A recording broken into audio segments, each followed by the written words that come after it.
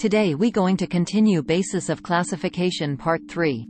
11. Reproductive system. The reproductive systems of organisms can be quite diverse, and they can involve various modes of reproduction, fertilization, and developmental strategies. Here's an overview of the main categories for each of these aspects. Modes of reproduction.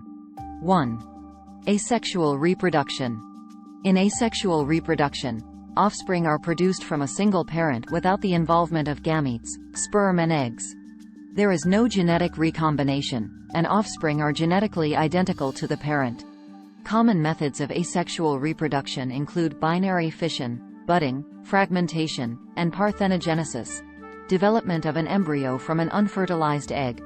Asexual reproduction is found in many organisms, such as bacteria, some plants, fungi, and certain animals like starfish and some insects. 2.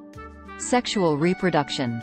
Sexual reproduction involves the fusion of specialized reproductive cells called gametes, sperm and eggs, from two parents. This results in genetic diversity among offspring due to recombination of genetic material. Sexual reproduction is the predominant mode in animals, plants, and many fungi. Fertilization. 1. Internal fertilization. Internal fertilization occurs inside the body of one of the parents. Typically, a male transfers sperm to a female's reproductive tract, where fertilization takes place. Internal fertilization is common in many vertebrates, including mammals, reptiles, and some fish. It is also found in some invertebrates, such as insects. 2. External fertilization. External fertilization occurs outside the bodies of the parents, typically in aquatic environments. Both sperm and eggs are released into the water, where fertilization occurs.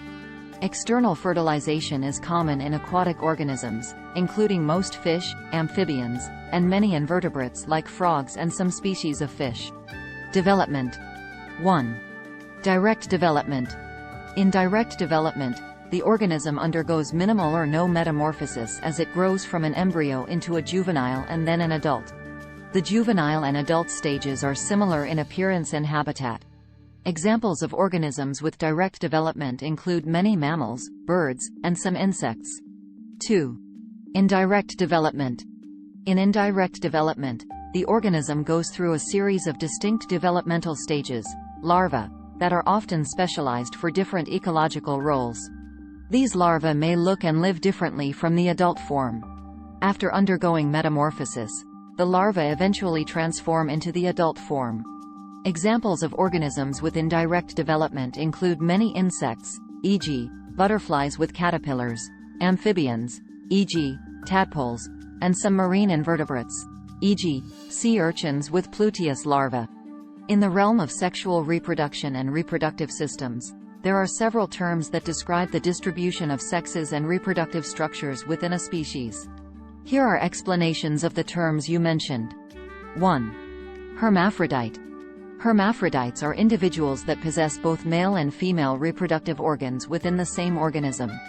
This allows them to produce both sperm and eggs.